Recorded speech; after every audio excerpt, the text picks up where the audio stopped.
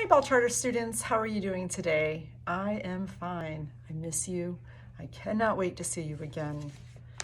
But we're gonna read some more stories just to pass the time so we can get back together, huh?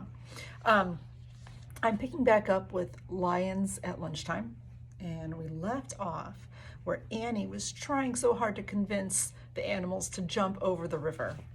But let's see what happens.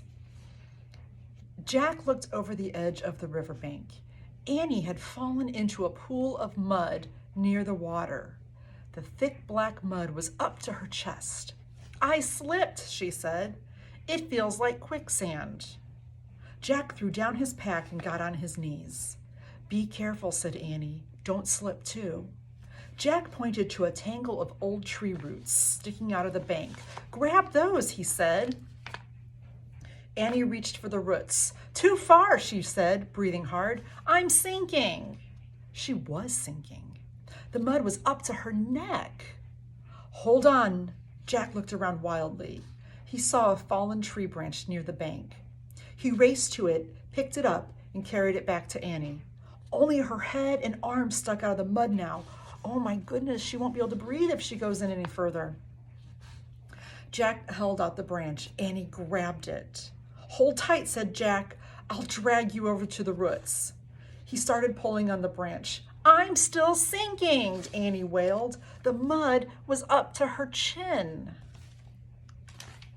"Come on," said Jack. "You can do it. I know you can. Try, try." Just then, Jack heard a splash. He looked up. On the other side of the wide river, a wildebeest had jumped into the water. Another jumped, then another.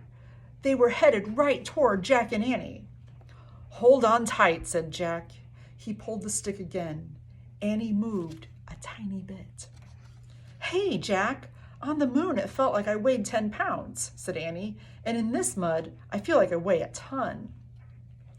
"Concentrate, Annie," said Jack, trying not to slip down the bank. "I am concentrating."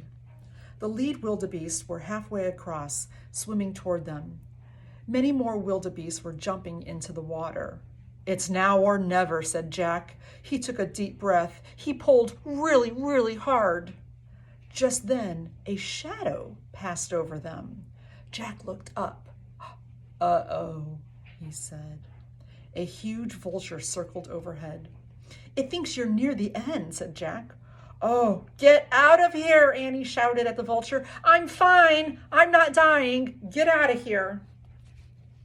In a burst of fury, she let go of the branch. She lunged for the roots. She grabbed them. "Yes!" cried Jack. "Pull! Pull!" Slowly, Annie pulled herself out. She was covered with the black mud from head to toe. Jack helped her onto the bank, getting mud all over himself. And here's a picture of Annie being pulled up by Jack, and here are the wildebeest coming across. "See?" Annie shook her fist at the vulture. "I'm fine. Now beat it." But the giant ugly bird still circled. "Come on, let's get away from him," said Jack. He pushed his glasses into place. "Rats," he said. Now his glasses were all muddy. He tried to clean his hands in the grass. "Oh no," shouted Annie. Jack turned to her. "The wildebeest will get stuck in the mud hole," she cried. She waved her arms at the wildebeest struggling to swim across the river. "Not here," she shouted. "Not here."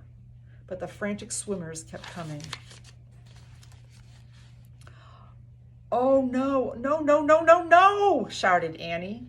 She raced down the bank until she reached a sandy, clear spot. "Here, here," she called. The wildebeest followed her with their wild eyes. Jack watched in disbelief as the swimmers changed their course. Slowly, all the wildebeest swam to where Annie stood. She waved them in like a traffic patrolman. Jack grabbed his backpack. "Annie," he cried, "let's go before we get trampled." "Keep it up," she shouted to the wildebeest as she took off after Jack. They ran farther up the river, away from the incoming wildebeest. Finally, they stopped to catch their breath. They looked back. Everything seemed fine. The wildebeest were scrambling safely over the riverbank.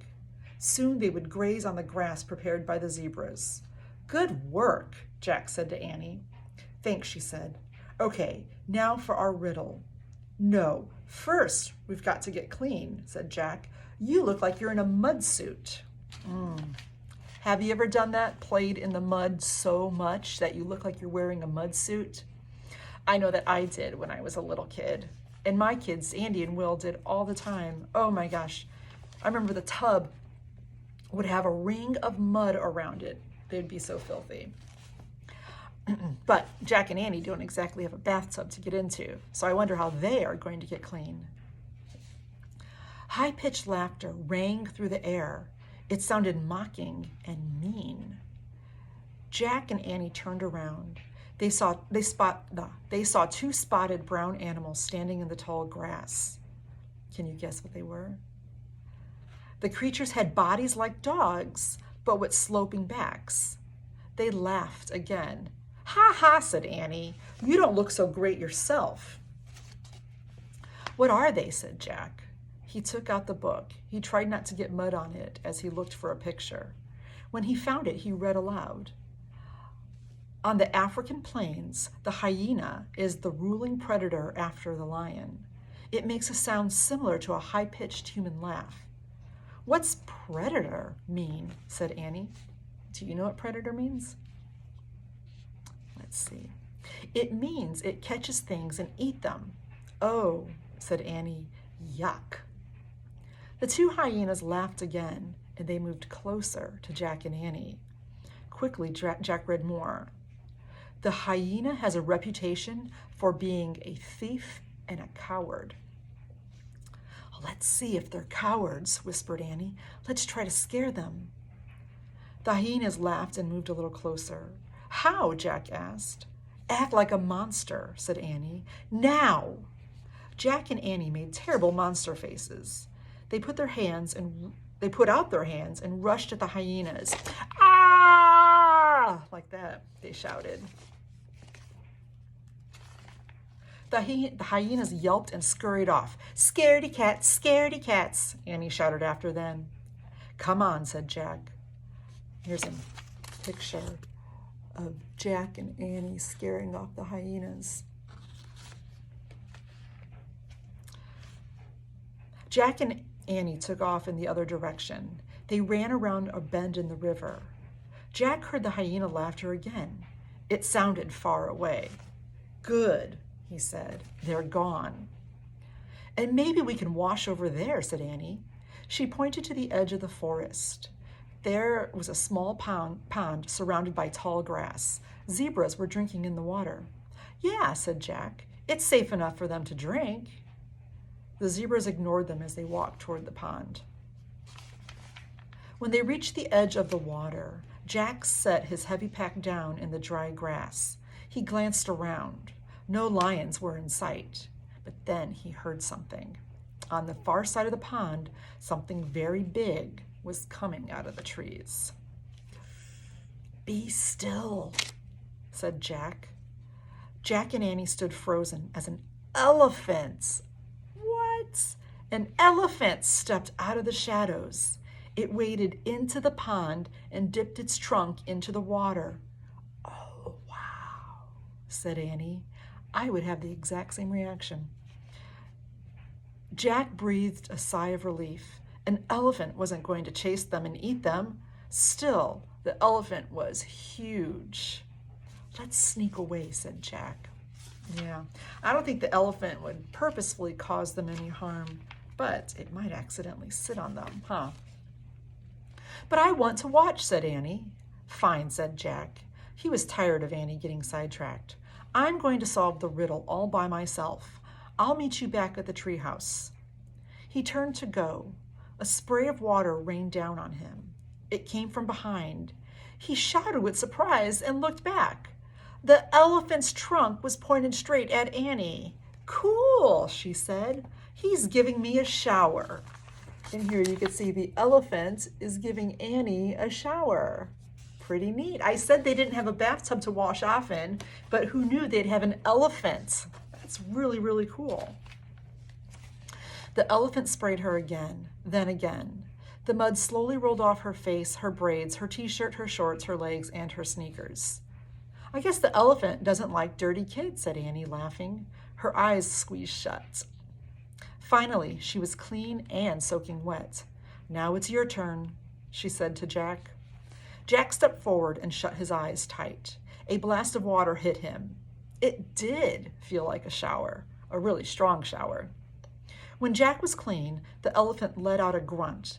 Then he started to splash himself with water. Thanks, said Annie. Yeah, thanks, said Jack. I'm spick and span now, said Annie. When the sun dries me off, I will be like new. Good, said Jack, because now we can get serious. He picked up his heavy backpack. We have to figure out the answer to the riddle so we can leave this place before we run into real trouble. He looked around nervously. Where are the lions? He wondered. A small bird flitted near his head. Hi, Annie said to the bird. Jack turned back to her.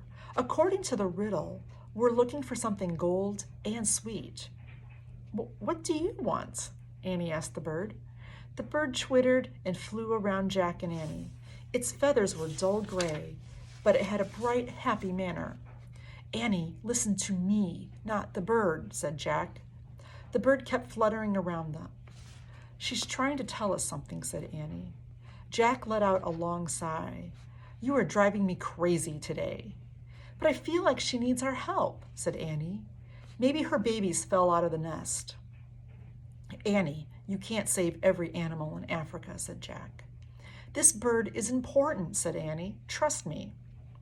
The bird darted toward the trees. It landed on a branch and cocked its head at them. She says follow, said Annie. The bird headed into the forest. Annie started right after it. Don't go in there, said Jack. You might run into... But there was no need to finish. The bird and Annie had disappeared into the trees. A snake or a lion, Jack said to himself. Come on, Annie called. Jack moaned. He pulled on his backpack and ran. The peanut butter jar thumped against his back. What is going to happen to Annie? And I hope there's a good reason why she's following that bird. Well, we'll have to figure out at another time.